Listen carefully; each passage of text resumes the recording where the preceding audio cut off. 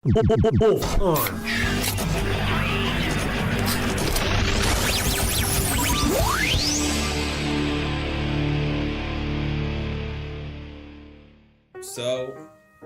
we're WolfPunch. That's right. Normally we're saying something when it starts out. Yeah. This time we just opened up with We Are WolfPunch. Well, that's because I usually just hit record and let you guys fucking Usually I'm talking about Crypto the Superdog or something. And taking shits on people. Yeah. Like you've never thought of that. I literally have not. Well, I expand your mind in between these sessions. You do. You're welcome. You do. Well, speaking of animals that shit without sitting down. Go on. Thoroughbreds. This is Kyle.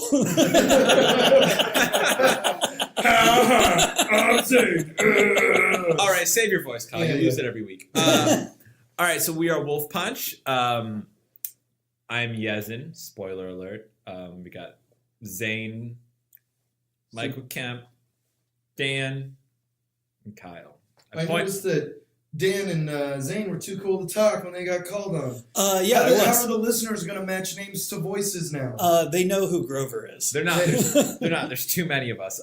Okay, so this week we saw Thoroughbreds.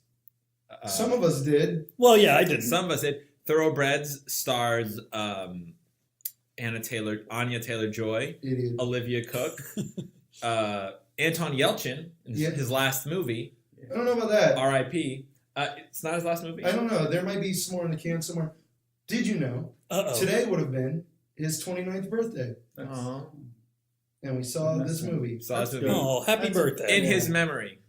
Yeah, well, it was dedicated in his memory. It was. He was very good in it. He was. As was everyone.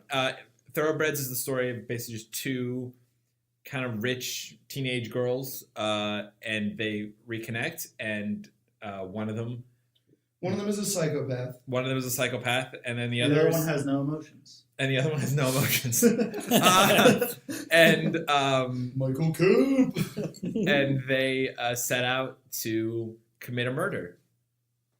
Duh. Yeah. So that's what we got, and yeah, I thought it was really good. Yeah, it was. All right. So Zane didn't watch Thoroughbreds. Zane, he drew a line in the sand when we were trying to figure out what movie to do this week, saying it's Hurricane Heist or nothing. He refused to watch Thoroughbreds because Hurricane Heist was in theaters and he could not miss it. Look, how can I miss a movie from the director of XXX and Fast and the Furious? And the Third Mummy. And the Third Mummy. I mean, Tomb of the Dragon Emperor, that's the best one. No shit. Anyway, I actually legitimately had work to do to finish up before, so I couldn't see both movies. But I also wasn't very interested after seeing the trailer. I'm a responsible adult. Yeah, that's me. One thing I will say You're about a disappointment. This movie, I'm disappointed in you. This is a movie that is way, way better than all of its marketing. Sure. It's just spoiler alert. I enjoyed this movie quite a bit. So far, I think that this is going to be the movie to beat for me personally in 2018. Oh wow! I mean, I haven't seen a lot of 2018 movies. Sure. Well, with it being fucking March. Yeah. But we've also looked at the list of movies coming out this year. Yeah. And this was really good. This was a really, really good movie. Do you think it should have been released later in the year?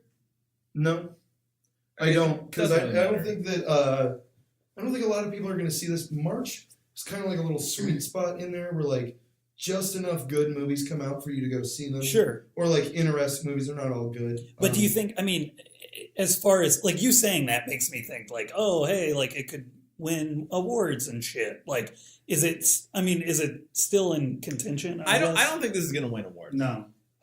It's very good, but it's not gonna win. It's just not maybe, but I don't. It'll win like independent awards. Things. Yeah. It'll get a cult following. It's gonna get recognition. Sure. Yeah. But you're not gonna see it at the Academy Awards. I told you. It's just not the type. That's what I wanted to ask. Too much fun.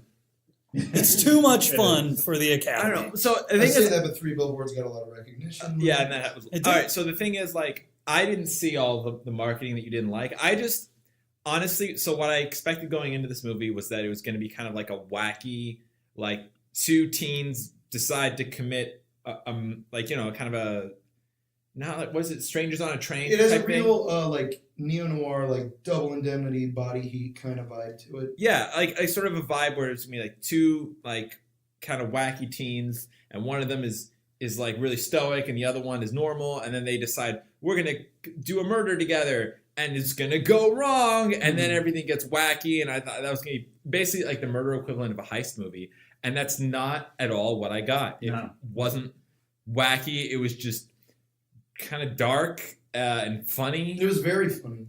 Wait, I've got a question. Is the main chick in this? Is she from that sequel to? Yeah. There we go. Yeah, Split. Okay, cool. Well, all right. Yeah. Technically, she's Exactly. sort of She the main. almost dropped huge spoilers for the movie Split. Yes, I did. Almost. Yeah. I stopped myself. So she doesn't have top billing. Actually, the other Olivia Cook has which top makes billing. sense because Okay. she's in it a little more. I feel like Maybe, but That's a little I bit. actually and you follow her a couple seasons. maybe, but I actually thought that Anya Taylor-Joy kind of drove the movie a little bit more.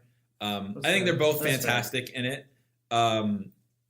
It was just kind of two different types of characters, and then you kind of you enter in on Olivia Cook's character, who's Amanda, kind of the sociopath who doesn't have feelings, and her mother is setting up play dates for her, and she's like probably like 17 or 18 years old. Yeah. And then the other one, Lily, is just sort of like a normal, super rich girl. Yeah. But yeah, it's a great movie. No, it's a really good dynamic the two characters have with each other. Lily is very like stuck up, prim and prop. Well, not she doesn't. She's very fake polite to everyone because she masks everything that she actually feels. She hides all her emotions. You can tell like her stepdad. She's like they're both insanely passive aggressive to each other to like absurd points. And even like when she's first starting to tutor Amanda, she's being like super polite, and she even says, "How much does my mom pay you for the tutoring lessons?" It's like, "Oh no, your mom didn't pay me. I'm just doing this to do it." And then it's later revealed that Robin's actually paying her $200 an hour for the tutoring lessons. And so the dynamic between them works so well because Amanda is a sociopath, so she just says whatever's on her mind and doesn't really give a shit about the other person's emotions. So she immediately like calls her out on all her fake bullshit. So it's like they're great foils for each other, and it works for some like really good awkward comedy in parts. When Amanda finally starts talking to Lily, trying to get her to like be honest with herself. I forget how what she says. There was the exchange earlier in the movie, and they finally connect because Lily's. Well, she's talking about how like she notices right away. Oh, you hate your stepdad. Yeah. And you invite me over to like creep him out. And it's like it's in your best interest to be polite to him because he's rich. Yada yada. And she got offended, and then that erupted into that conversation. Yeah, and that's the whole conversation they have. And then Amanda, the sociopath, like tries to hug Lily, and Lily gets like super freaked out. Like, what are you doing? Oh, that part was hilarious. That was hilarious because it was like it was really obviously someone who didn't understand like the concept of like affection and hugging. Just it almost looked like an attack, and that's why she was like, "What the fuck?" Like, back off. She's like, "Oh no, this is what you do, right?" Just trying. It's like when Rorschach tries to shake hands, Yeah, and I'm gonna stay out of spoiler territory for a little while here because no, for sure. I think a lot of people, I don't know who would really be listening to this if they haven't watched it, but No one. I think people should go out and watch this movie Yes, because go it's see it. actually so good. Like last week we were talking about like, well, Annihilation is good, people aren't going to see it.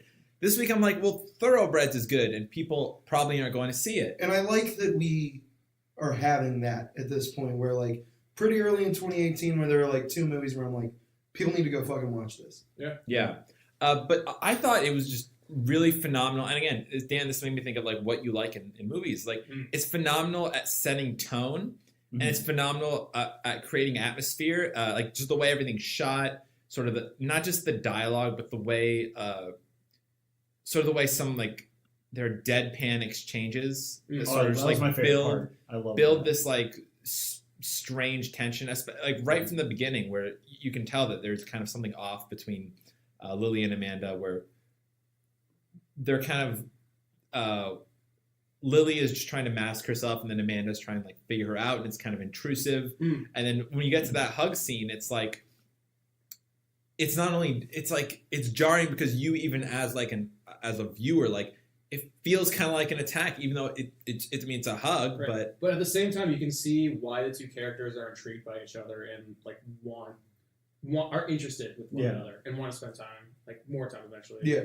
they're pretty much polar opposites in a way that doesn't feel gimmicky. Yeah, in a way that like actually winds up being really rewarding and interesting to watch. Right. Well, actually, I don't know. Like, I think the main tension of the movie or the main question the movie poses is: Are they really polar opposites, or I mean, I guess they're both faking things. But when they're alone with each other at first, like one of them is faking like being polite. Yeah. And it's not that she doesn't have emotions; it's that she's trying to hide like, the emotions she has. Mm-hmm. Whereas someone else, like Amanda, says something earlier in the movie where like she's like, it doesn't necessarily mean I'm a bad person. I just have to try harder to be good.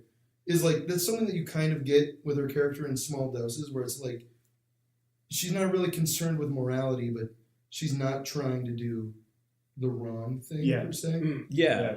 And well, actually, I think there's like a weird moral utilitarianism. Yeah. To whereas Amanda's character the whole time, whereas Lily really is. Lily's very self-serving, very self-serving, very self-centered, yet doesn't believe in that. And so I think that the entire like exploration of the movie is you have these two characters, and one of them fakes things, and the other one is really honest about their lack of feeling. Yeah. Yet, what Lily is faking having is really the thing that Amanda has, which is like sort of that sense of empathy. Like Amanda doesn't have feelings, yet she is able to like really understand where other people are coming from. Like both of them are fantastic characters. Zane, you should have seen this movie. I'm sorry. You really should.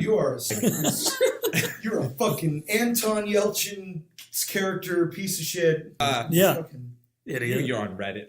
I really like how they painted. I forget her stepdad's name. Is just like like your stepdad. Mark. He has like a big picture of himself where he thinks like, I'm interesting because he thinks he's like a Renaissance man. Or something. Like I paint models and I hunt lions. Yeah. You know who you remind me of? Do you remember Steve Carell's character in Foxcatcher? Oh yeah. He had a real vibe for whoever that. I mean, based on a real guy, but kind of like an old money. Wannabe alpha male asshole. Yeah. Like he like eats red meat 6 days a week and then has a juice cleanse on the 7th or something. Yeah. Everything about him is obnoxious. Yeah, it literally is. Yeah. They have some really good bits there where they almost do like horror movie things with him though, where like he'll pop up out of nowhere, or there was like one where like he's in the background over her shoulder. Lily is having a conversation with her mother about him. That happens several times where people are talking about him and then he just shows up. Yeah. But it's really good. Lily is having a conversation with her mother about him and also about like the school not being able to get into school, and then he's just you just see him, he's standing back there. Oh yeah. And then he raises his voice. It's like, oh my god, it's like he's haunting the house. The cinematography and it's his own house. The cinematography in this movie is like it reminds me of Killing of a Sacred Deer, where the music. So again, it has like a real Kubrick. The feel music to it. itself, it was like so many percussion instruments that felt like not kind of out of the blue and mismatched. It set the tone for the movie in a way you weren't expecting it to be set. Because you're like in this beautiful home a lot of the time, and it's like there's not a lot happening necessarily on the screen, but then like you have these drums come in, and like I was like on the edge of my seat, like kind of like nervous. Yeah. What's gonna happen now? What's amazing about this film is like so much of it like comes together to actually like serve the plot and the characters, because I forget the exact name, but it wasn't a row machine that her stepdad always used. It was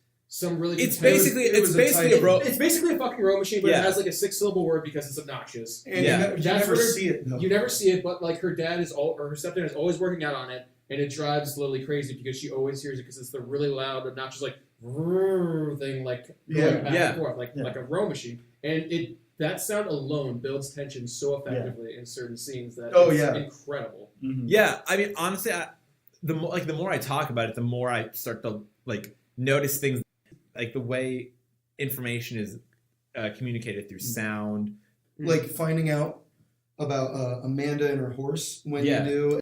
Like the way that the information is displayed is really, really good. And then like, again, even the stepdad at a part, he's like talking to Lily, and like, I mean, he's a total asshole, but he's not really wrong when he's like, that's you don't have aspect. any fucking empathy if ever. You're incredibly spoiled and selfish. And even her friend is like, he's not really wrong. It's a turning point for me watching this movie, like, because it had me examine the other characters and try and figure out, okay, who's the real bad guy. And there was a couple points that I was worried that this movie was going to go into like kind of like dark, like almost like child like molestation or abuse. Yeah, I mean, let's get into moderate spoilers there. This isn't even really like minor spoiler, but there's like a scene where Lily is getting ready. You don't know for what yet. You know, she's putting on makeup and dress, and she goes to like her dad's study. And I think she even closes the door behind him, so he's working on the model kit. And I was like, oh, fuck. I don't think she closed it. No, It's an awkward scene, and like she asks where her mom is, and he just like points down. I was like, oh god. But thankfully, that didn't happen. Yeah. I think that was meant to sick be minds. a like, don't disturb me while I work on my models. Well, Yeah, I think that's it was what I she's took. downstairs. I thought it meant she was downstairs. Yeah. I honestly like. Yeah, I thought well. So we all thought different things from that scene. Yeah, really. I it's thought a very interpretive film. I mean, speaking of different things, like I also thought that he might be pointing that her mother is under the desk. Yeah, I thought she might have been dead. That was- Actually, that's what I thought. Oh, not I thought dead. She was on the I thought- That's ground. not why she would be down there. I thought she was- You haven't seen the movie. So we haven't have- seen her yet. So we have 4 interpretations of that point. We have don't disturb me. We have she's downstairs. We have she's dead, and we have she's giving me a blowjob. 4 different interpretations is the point. Okay, but no, I think what's great about it's like such a good picture of like, okay, so just a little backstory. Like, if someone had told me what this movie is on paper, I could imagine being like mildly interested in it, but like I think it's a little bit like too quirky and a Yeah, little it bit sounds too like a quirky, fun. too straightforward. But actually, everything that it does, maybe because of the way it's constructed, and also because of the unusual choices it makes, makes this movie phenomenal. Because essentially, what it is Amanda's character, Olivia Cook's character, Amanda, is a sociopath who, through her like mild sociopathy, to like recognize and serve as a window into like the inherent sociopathic nature of this like really fake ass upper class suburban life. That's actually what the movie was, and then it's actually really like cool to watch, I think, because you have this entire like throughout the movie you're kind of bombarded with these images of like wealth. The introduction of Lily's mother. Yeah. For a minute, I thought that they were never going to for show a long her. time I thought she was dead. Because she's Because Lily's mother is always not there, and she's not. She doesn't seem to be able to talk to her mother about her like negative feelings about her stepfather. Right. But then when she finally is introduced, it's in the most shallow possible way. She's in a tanning bed in the basement. Because her husband likes it. Because Because her husband likes it when she has a little bit of color, and her husband is only terrible. Yeah. But it seems like he's rich, so why not? Yeah, and even like when Lily was like, "I need the car keys," she's like, "Oh, they're in my jeans." Like, doesn't even give a shit what she's doing, like where she's gonna go when she's gonna be back. It's like, okay. But like there was another great scene with like Anton Yelchin's character. Oh yeah, Yeah, we that was talk the about break. that. Which by the way, like, not to be one of those guys who's like, oh, now that an actor is dead, it's such a shit. But like, he was really good in this, and playing a character that I'd never seen him play before, and it does make you think, oh man, who knows like what his career would have been Could like. have been the next Shia LaBeouf. Yeah.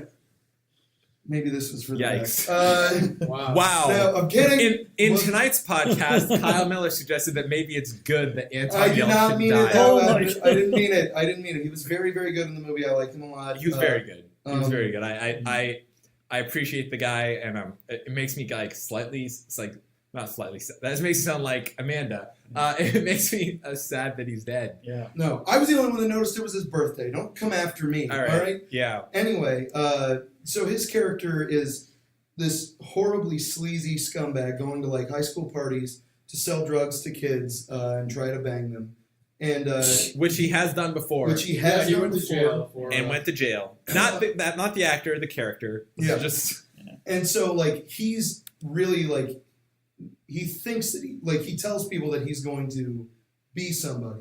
When he walks into this house and sees all of this wealth, like he's just in awe. But there's like a really great scene. They try to blackmail him into murdering the stepdad for them.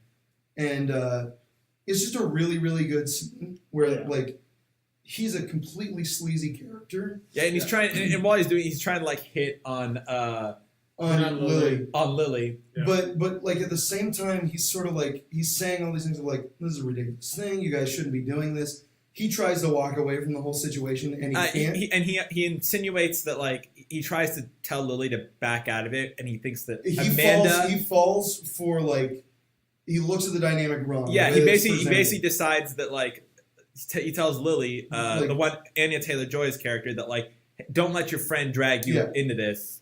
And the whole it's just such a good scene where, like, he's not looking at the right person, and it's like he's a totally sleazy piece of shit that you almost, like, you kind of feel sorry for him in this situation where you're like, he doesn't want to murder somebody. Absolutely feel sorry for him. Yeah, no, definitely. Yeah, because he doesn't want to murder somebody. Yeah, he doesn't want to murder someone. He's looking at, like, all these people that are, like, so much better off than him in, like, every. And he's delusionally convinced that one day he's also going to be really well off, even though he's a person who is fucked. Yeah, like he's a registered sex offender. Not only is he a registered sex offender, he is inevitably, like, he is selling drugs, and if he gets one minor offense, he's going away for 15 years. And he works as, like, a dishwasher at a retirement home. Yeah, he's just a goofy, tragic, sleazy, disgusting character that is fascinating to watch. In this movie. Yeah, and one of the best parts of the movie is when Amanda, like, in the most precise, honest words ever, tells him off and tells him basically how his life is going to go. Yeah. No, I don't even want to spoil that because I hope they watch the movie and, like, see it for themselves. But it's amazing. It's a great moment. Zane, do you regret not seeing this movie yet? You're sitting there playing fucking Tetris or something. I am playing Tetris. No, but no, I do. We're just trying to make you feel bad. No, I know that you are. Yeah. I am more interested in it now. Good. This is WolfPunch. We're persuasive. Listen to us. That's not persuasive. That sounds desperate. Listen to us. Listen to us. We're good. We're good. Guys, we're good. Tell us we're good. We don't care if you listen or not because we're that cool. Guys, like and subscribe in the Guys, like and subscribe. Don't forget. Donate to our Patreon, please. Yeah. Actually, you know what? If you guys are listening to this, you could be a little more active as fans. I mean, what are you doing out there? Chelsea. We don't have any WolfPunch t-shirts. What the fuck?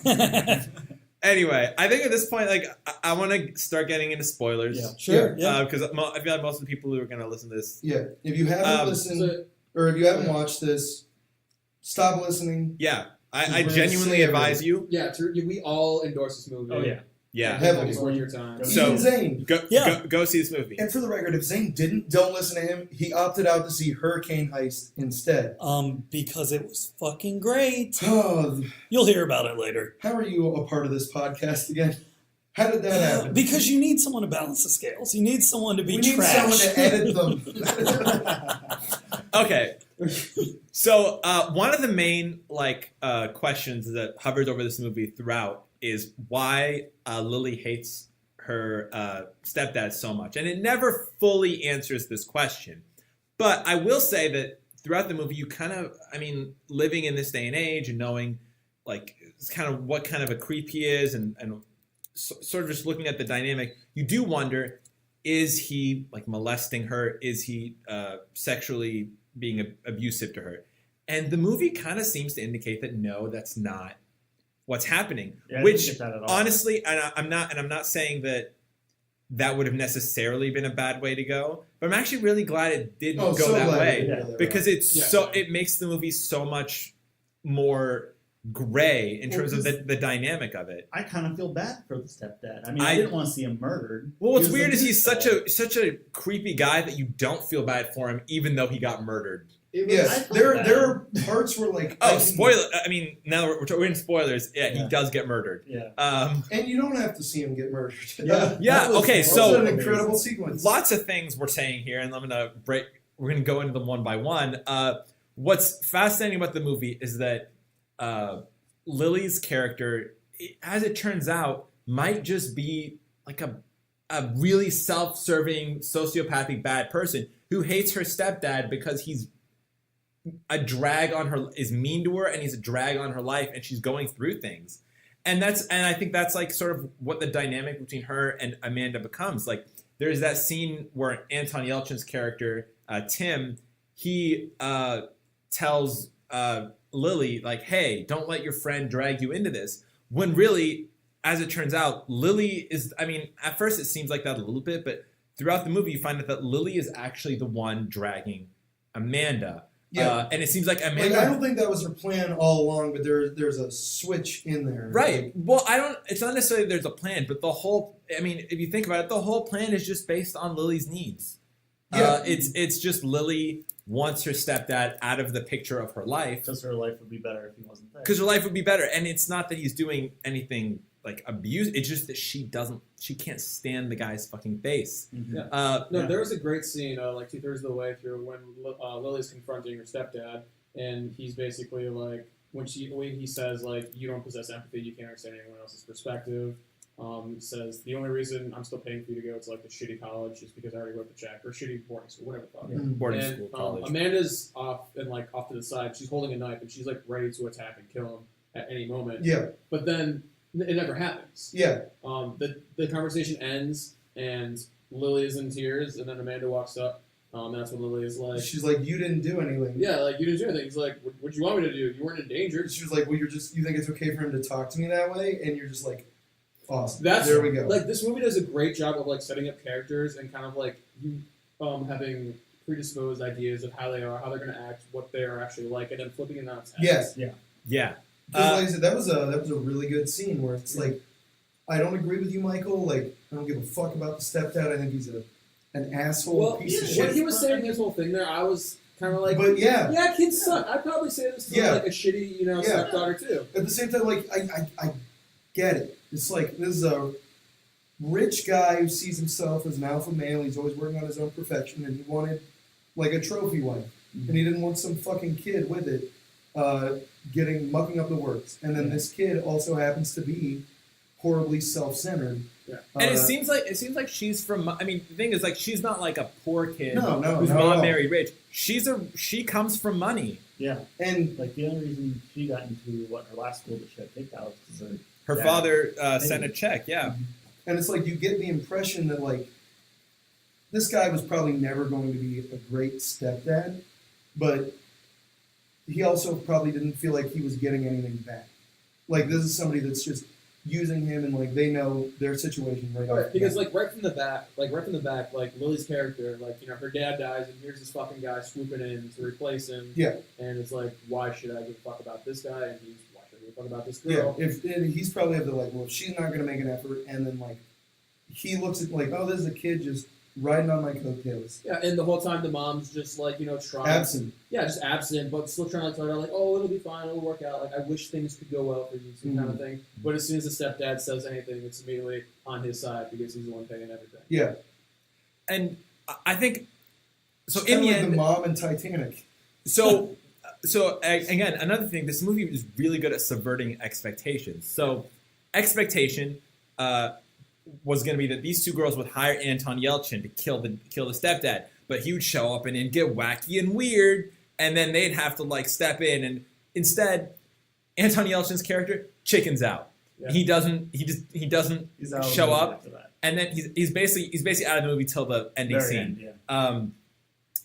Which was great because I thought like this has a real like neo-noir vibe for it, and I didn't expect Anton Yelchin to be a part of the movie throughout, but I thought it was going to do like Dial M for Murder, or like one of those bits where it's like he does it and he botches it, or like it didn't show his face when he goes to the house at night, and I thought, oh, it's going to be somebody else, like in a perfect murder. Another aspect I was kind of like, I don't want to say worried, but was curious to see if it was going to play out that way if they had to refilm the movie to account for Anton Yelchin passing away, because I don't know if he passed away during production. Yeah, I have no idea. But that's obviously not the case given how the final scene of the movie played out. Yeah. I don't think so. Yeah, what we saw felt very much like the way it was intended. Which is a brilliant. It was great because it was like it's the most believable scenario. Yeah, it wasn't like a happy mistake. It was intended to be. Yeah, I mean, it's believable, but also bizarre. So the final scene of the movie is so unlike anything you'd expect out of. So well, or not the final scene, but I mean specifically like him chickening out. It's like Amanda absolutely totally calls him out on like, you always hang out with high schoolers and stuff because you're a loser. You know you are. You're afraid to talk to anyone your own age. Is like he's a coward. He claims to be ambitious, but he knows that he never will be because he's daunted by the world. If he tries, then he has to acknowledge that he fails and he can't stand that. Yeah. So then one of the final scenes after he chickens out, Lily just starts getting a little bit more like desperate. She just starts coming up with like, oh, we can just kill him now, like just stab him. Her plans are getting weirder and weirder. And in one of the last scenes, Lily and Amanda are just sitting down like they have previously in the movie, watching a movie, and then Lily has Amanda like for a minute has this moment of empathy. She tells Amanda, "Stop drinking the orange juice. I roofied it." And she's like, "Why?" It's like, well, I thought maybe. Well, beforehand, like she was asking her that question about like, yeah, is your life worth living? Because she surmised that like that Amanda's life has no value. Yeah, and she's feeling like kind of last minute guilt. And she wonders if like Amanda, who's like very emotionless and objective about looking at things, has ever considered like, since she doesn't really feel happy or sad and she's just going through life, is there any point to it? Right. So essentially, then Lily reveals her plan to Amanda that she was originally going to roofie her, kill the stepdad, and then frame Amanda. And she tells her this, she's like, still stop drinking the orange juice. So then Amanda drinks the orange juice, and she's like, why did you do that? Once Amanda falls asleep because of the roofies, Lily goes ahead and does the plan, and she kills. But in one of the smartest things, they don't show us the rowing machine upstairs. The rowing machine that's like represented his presence in the house. You're hearing it, and you're just watching Amanda sleeping on the couch. And in the background, Lily is like grabbing the knife. You can hear her pull it out of like you hear knife block. Yeah, and she gets some gloves. She goes up, and you hear just some. You hear the rowing machine stop. You hear some banging. Then she comes back covered in blood. She puts the blood on Amanda's hands. And I've watched enough Forensic Files to know that would not work. No. At all. But, I mean, she's got a good family lawyer. She's got a good family lawyer. Also, Amanda has a very public history of violence and psychopathy because we find out earlier, like, she slaughtered a horse. Yeah. But what's weird is she slaughtered a horse out of mercy. Yeah. She fucked it up, and it looks bad. Yeah. So what's so great about this scene is it's actually kind of subtly foreshadowed the whole movie. Like you get this sense the whole time that even though Amanda is a sociopath, she actually has a lot of empathy and she actually really seems to like understand other people's perspectives. Whereas Lily is actually just using Amanda. And then there's even that little scene where her mom is talking to her about the letter. In the letter, Lily was in trouble for plagiarism. And she references her father's death. Her father's death. She's playing like this totally basically bizarre sympathy. Basically, it's like that. So that's why I'm not sure about them being opposites, because really, the movie makes you question: is Lily actually the sociopath? Like she's obviously feels, but in a way, she views people as objects, and she doesn't really have that much empathy for people. And she, like the plagiarism is kind of another, because what she does is kind of reverse plagiarism. She does the thing and then pins it on someone else. And then she's willing to use her father's death as a justification, like, oh, that's why I did it. And then in that last scene where she sees Anton Yelchin, and he's a valet guy, and she's in a nice car, because like the very next scene after, like she comes back to the couch. After she hears Amanda snoring, and she starts crying and like lays on her like lap, and then it fades to black. Because obviously it leaves you to wonder, like she did feel guilt. Oh yeah, because she almost stopped. She almost couldn't go through with it. To the point where like after it fades to black, you wonder. I thought for a second that it was going to end there. Same here, yeah. But then real ending so much better. Lily pulls up in a nice car. She sees Anton Yelchin's character Tim, and she's telling him like, I'm good, and she's like, it's only weird if you make it weird. And like she reveals that she's going to like an interview, like a college interview, with one of her stepdad's contacts. Yeah. So basically, she just killed this guy, blamed someone else, and now she's using probably all his money, his car probably, and she's using also his contacts to further her life. These goddamn millennials, I'll tell you what, they don't work for anything. That's something that I that's picked what up. happens when you become a witch. You do all these evil things. Oh, that's true. Spoiler. Spoiler for The Witch, another fantastic movie. But I love that the actress is scene where Anton Yelchin and Anya Taylor-Joy. yeah, they kind of meet in the parking lot, and he's like rolling a joint on her car. Yeah. And he kind of goes on this like crazy stoner rant about like how There are more millionaires under 30 now than ever before. I felt like that was kind of That's also kind of the foreshadowing, movie too. like because he's again. There's also like kind of a class undertone to this. Like she's rich, and so when he hears this, it's just like a dream. It's like, I'm gonna do it, but she actually has the means to do it. Mm-hmm. Yeah, and that's kind of what she does. She's able to just use people, get people out. So one of the and then she says that she had just received a letter from Amanda. We see Amanda's in jail or prison or whatever, and we hear like a monologue of the letter, and it actually reveals that Amanda's does have feelings. It seems she really has like.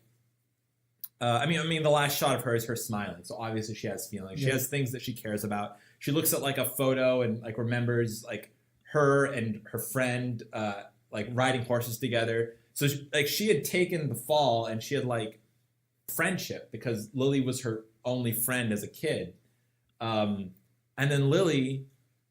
Still her only friend. See, but it's funny. Still her only friend. Yeah, I mean, not funny really, but it's interesting because like Lily kind of makes the decision to betray Amanda when she finds out that Amanda like fake cried at her father's like funeral and shit. Like, because then like you hear like she ghosts on her for days, and then, I don't know if that's when she. You think that's when she made the decision? I think that was the final like. You know that she was always playing with it, and Amanda knew that too because she was like, "You can't. You're just using me to kill your father, but I can't have any violent crimes against me." So they bring in Anton Yelchin because she was comfortable with that from the beginning. I think that it changed, and then changed back into that. Yeah. Okay. Maybe. I just think that might be it. The message I got was that Lily just came up with the plan, and she was always willing to do whatever it took as long as it didn't come back to her. Sure. And then she had that. I mean, she had that one moment of empathy for Amanda right before when she stopped Amanda from drinking the orange juice, and then Amanda weirdly just decides to go with it anyway because she really doesn't. In a weird way, she has so much empathy, like honestly, so much misplaced empathy for like her only friend. Well, I think a big part of that is like finding out like her only friend, the way that she views her existence. Yeah. Or the fact that she was even willing to do that is like, she's like, she assesses my life isn't worth it. If the only person that I'm close to thinks that about my life, then I guess and then it's a realization like she's just using me. But I guess in that last scene, you do get the sense that she still has some kind of like affection or some kind of sense that they're still best friends. Yeah. Well, let me ask you this, because after the conversation with Anton Yelchin, Lily says, Anton asks her, "Did you read the letter that Amanda sent you?" And Lily says, "I didn't." Do you think she was lying to him in that? Yeah. Or do you I don't know. I don't actually, because they left it up to like. I think that's the. So I think that's a question. It's the ending question mark. But I think that's the message of the movie is that she was the sociopath. Well, but that's the thing. So she did. But she did. But she's not completely. Not completely. She did express last minute empathy and regret before she did. So she's not completely. I think it's left as a question because it's like, how much of a sociopath is she? I think that's the question. True, but I think that the way you think she really threw it away? I think she threw it away. It's open to interpretation. I've gone back and forth on it like twice since I've seen the movie an hour ago. So I mean, it's a good question. Oh yeah. I currently think she. Fuck, I don't know. Maybe she did throw it away. I hope she read it. I hope she read it, but I don't think she did.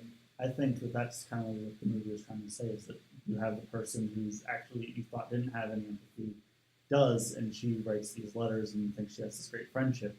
And then you have this person who clearly just used this person because she only cares about herself. Yeah, maybe. But then on the other hand, it's like maybe even if she read the letter, if she's not doing anything about it, it's like she's just living with that thing that she did to this person, but she can still go on. Like she can still go to this because the indication that the movie gives us at the end is that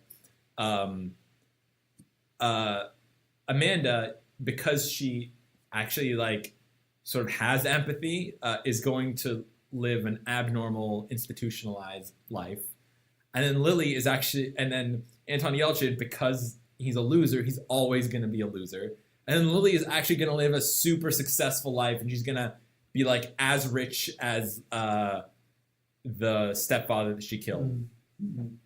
And she'll probably be just as bad of a mother or see, like it's interesting because so like a lot of like psychopaths have a lot of ambition. Like they do well in like objective environments, like climbing an opportunistic ladder. And Amanda is often talking about that. Like she'll play like online poker. Like she mentions Steve Jobs like 40 times. Oh my god! Yeah. And like, but she never really utilizes that. Like she goes around the house. And, I think it's because snoops. she never had an objective to work towards. Yeah, but I also like. Well, what I mean is. So another juxtaposition of these two characters is Amanda acquires all of this information that she can use. Like she does it to Anton Yelchin. Like she blackmails him. She sees right through him. She knows like how she can use this person. But Lily is like kind of the opposite, where she's very emotional and she doesn't see these paths as clearly. But when she figures them out, she always manipulates people, always uses that. And Amanda like almost never does. Like the opening shot of the movie, like super great. Well, aside from the horse shit, horse shit. Sorry, bad joke. Stumbled into it. Anyway, it's like when you get that long sprawl of her going through the house, just acquiring all of this information, and it's like she never really uses that back. Oh God, I can't talk. She never really uses that back at Amanda, except for just in conversation to see through her. Or I'm sorry, she never uses that back at Lily. Except for to find out, like, admit, like, my mom is making you do this, yada, yada.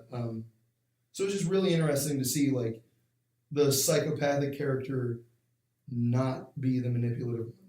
Yeah, I mean, and I actually even think that you get that sense. This movie is so good at, like, the way the shots are structured. I like this movie, like, more and more every minute I talk about it. Yeah, it's very, very good. The good. way the shots, like, the shot where Lily is sitting down while Amanda is playing the big chess against herself. Oh yeah, that was it's like beautiful. great because like in that shot you sort of see like Amanda is the mastermind, but she's Lily's mastermind.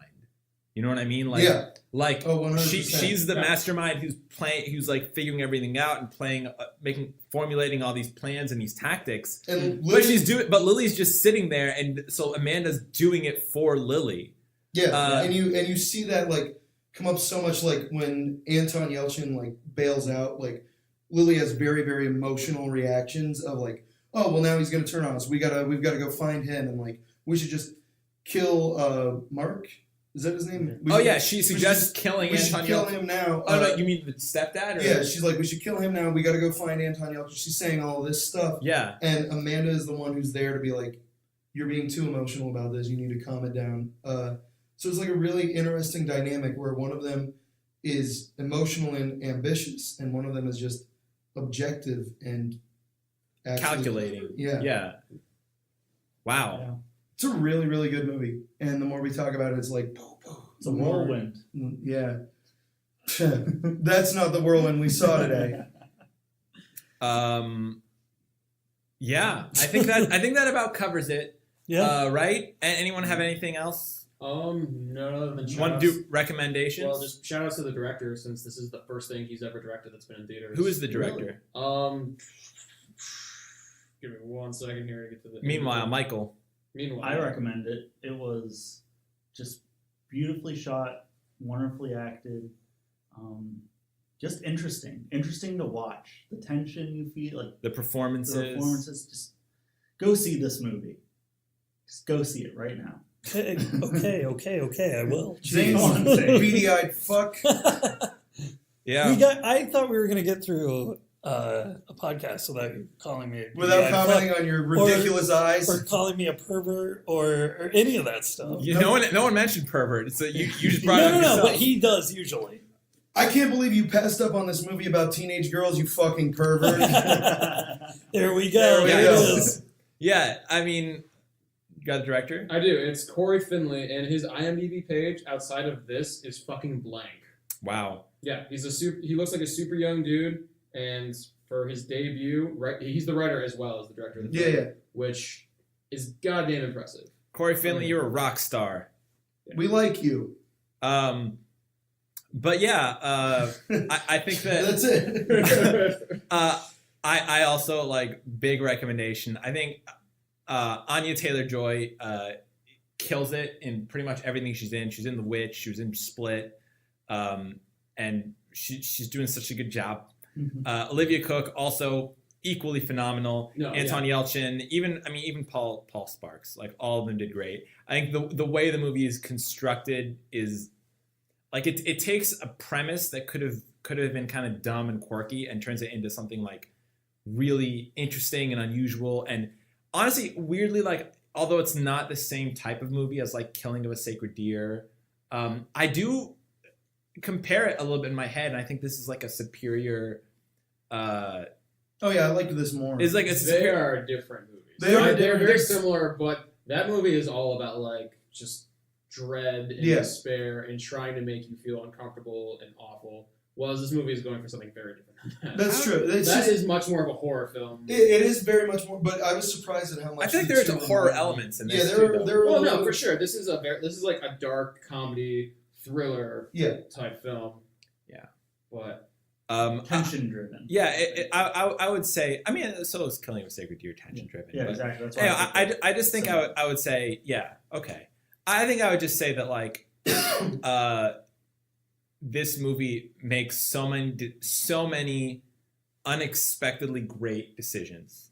Sort of the decision not to show the decision not to show the murder, the decision to kind of not make the characters so clear cut in terms of like the types they are. Yeah, the comparisons and contrasts that you have between your two main characters also becomes so much more rewarding than you ever would have expected. Yeah. And also the class undertone I thought is really, really smart. Sort of just like it's almost like a commentary on like upper class society and like upper class people. Yeah. Without ever feeling like really didactic. Yeah, I mean it's not Titanic. No. You know what I mean? It's not but almost. It's similar, very similar. It's not are the lifeboats going to be sorted according to class? Like it's not that. Yeah. Great movie. It's definitely going to be in my top 5 for this year. Well, might be number 1. Maybe you have yet to see Ready Player One. It's an early year. All right, yeah. Skyscraper, guys. Dude. No, but there's some good stuff. I'm not fucking watching Skyscraper. Oh, you're gonna watch Skyscraper. Rampage, not Skyscraper. I'm going to give The Rock 1. He gets 1. Nope, he's getting them all. No, to be fair though, there's some good stuff. I mean, who's excited for Isle of Dogs? I will watch Isle of Dogs, and I'm excited for Tomb Raider. You were never really here. Pacific Rim Uprising. Shut up. There's so much horse shit coming out. Hey, man. Jurassic World 2. Horses have to shit. Thoroughbreds. Yeah. Horses. 2 horses. Shit. Now we're just trying to think of something clever to yell to end the episode on. Let's not go through this whole thing. It's done. WolfPunch.